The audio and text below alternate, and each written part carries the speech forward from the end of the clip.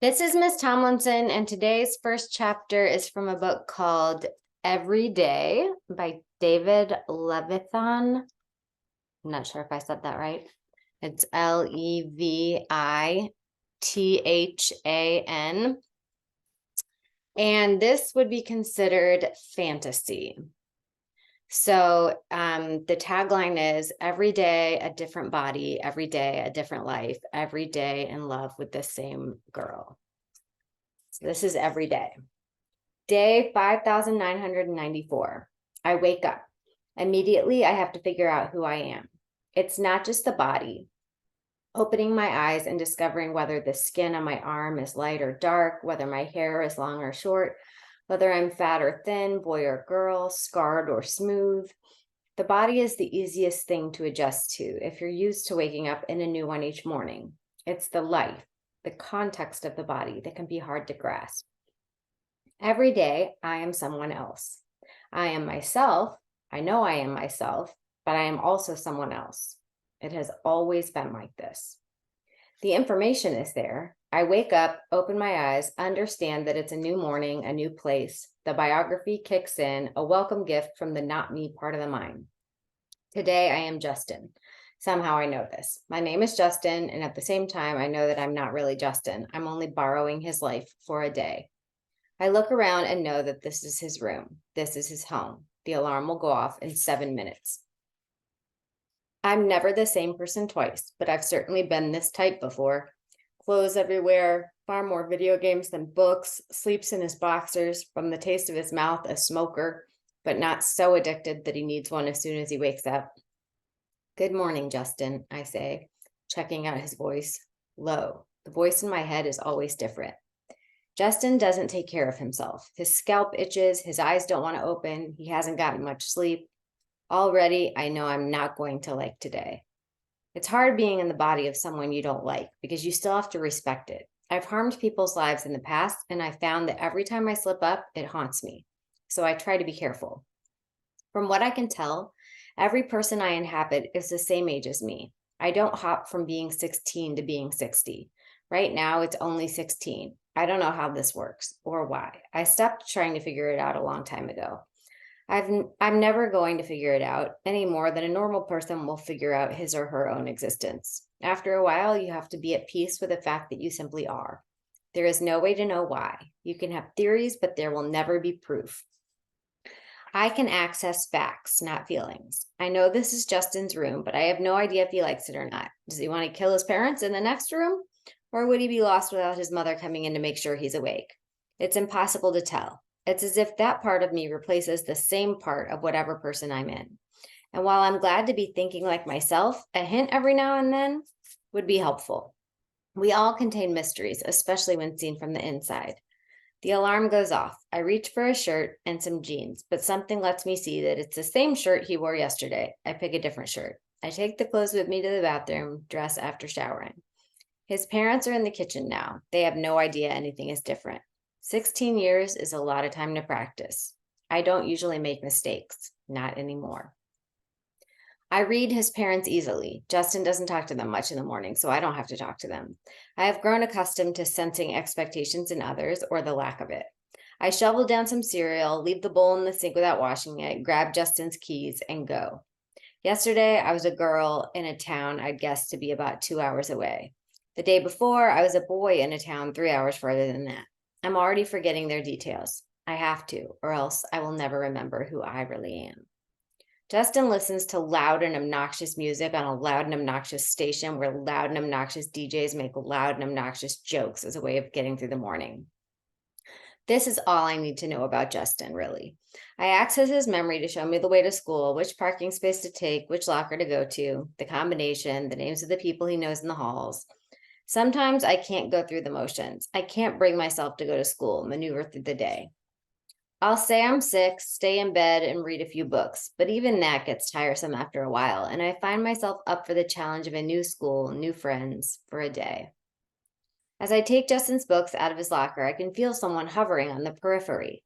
I turn, and the girl standing there is transparent in her emotions, tentative and expectant, nervous and adoring. I don't have to access Justin to know this is his girlfriend.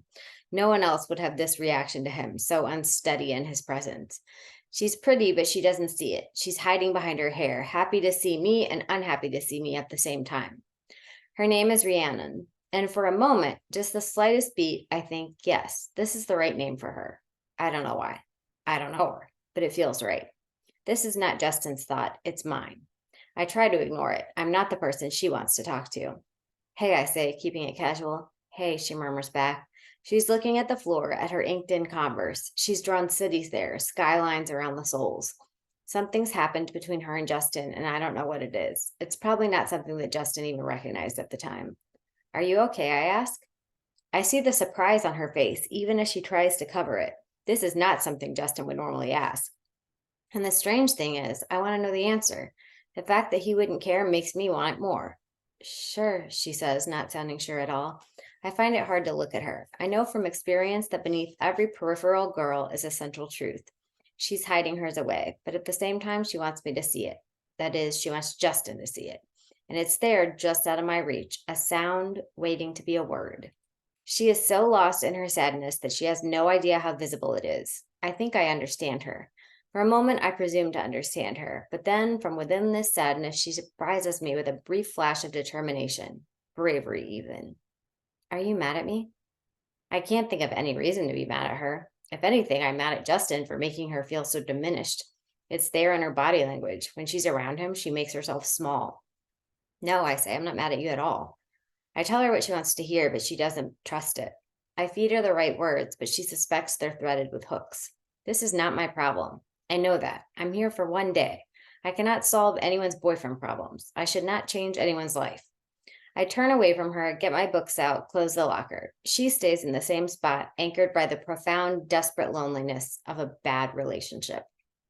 Do you still want to get lunch today? She asks.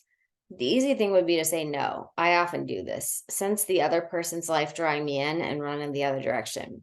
But there's something about her, the cities on her shoes, the flash of bravery, the unnecessary sadness, that makes me want to know what the word will be when it stops being a sound. I've spent years meeting people without ever knowing them, and on this morning in this place with this girl, I feel the faintest pull of wanting to know. And in a moment of either weakness or bravery on my part, I decide to follow it. I decide to find out more. Absolutely, I say, lunch would be great. Again, I read her. What I've said is too enthusiastic. Justin is never enthusiastic. No big deal, I add. She's relieved, or at least as relieved as she'll allow herself to be, which is a very guarded form of relief. By accessing, I know she and Justin have been together for a year. That's as specific as it gets. Justin doesn't remember the exact date. She reaches out and takes my hand. I'm surprised by how good this feels. I'm glad you're not mad at me, she says. I just want everything to be okay. I nod. If there's one thing I've learned, it's this. We all want everything to be okay.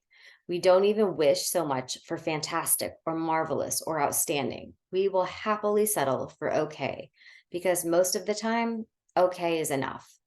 The first bell rings. I'll see you later, I say. Such a basic promise, but to Rhiannon, it means the world. At first, it was hard to go through each day without making any lasting connections, leaving any life-changing effects. When I was younger, I craved friendship and closeness. I would make bonds without acknowledging how quickly and permanently they would break.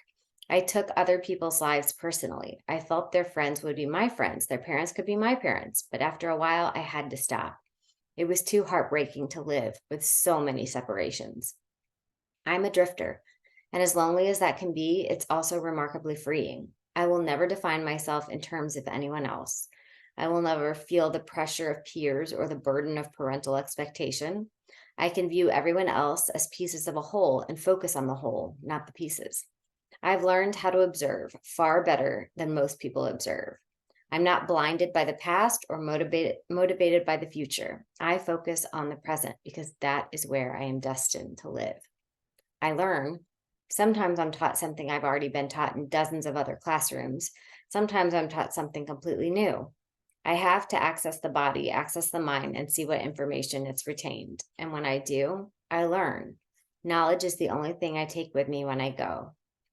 I know so many things that Justin doesn't know, that he will never know. I sit there in his math class, open his notebook, and write down phrases he has never heard. Shakespeare and Kerouac and Dickinson. Tomorrow or someday after tomorrow or never, he will see these words in his own handwriting and he won't have any idea where they came from or even what they are. That is as much interference as I allow myself. Everything else must be done cleanly. Rhiannon stays with me. Her details, flickers from Justin's memories, small things like the way her hair falls, the way she bites her fingernails, the determination and resignation in her voice. I only see her once in the morning, a brief passing in the halls between first and second period. I find myself smiling when she comes near, and she smiles back. By the time we get to lunch, I'm exhausted. Justin's body is worn down from too little sleep, and I, inside of it, am worn down from restlessness and too much thought. I wait for her at Justin's locker. The first bell rings. The second bell rings. No Rhiannon. Maybe I was supposed to meet her somewhere else. Maybe Justin's forgotten where they always meet. If that's the case, she's used to Justin forgetting. She finds me right where I'm about to give up. The halls are nearly empty. The cattle call has passed. She comes closer than she dared before. Hey, I say. Hey, she says. She's looking at me. Justin is the one who makes the first move. Justin is the one who always figures these things out. It depresses me. I've seen it too many times before. The unwarranted devotion, putting up with the fear of being with the wrong person because you can't deal with the fear of being alone. The hope tinged with doubt and the doubt tinged with hope. Every time I see these feelings in someone else's face, it weighs me down. And there's something in Rhiannon's face that's more than just disappointments. There's gentleness there, a gentleness that Justin will never, ever appreciate. I see it right away, but nobody else does. I take all my books and put them in the locker. I walk over to her and put my hand lightly on her arm. I have no idea what I'm doing. Let's go somewhere, I say. Where do you want to go? I don't know, she replies. I take her hand. Come on, I tell her. There's no longer restlessness. This is recklessness. At first, we're walking hand in hand. Then we're running hand in hand. That giddy rush of keeping up with one another. Of zooming through the school, reducing everything that's not us into an inconsequential blur.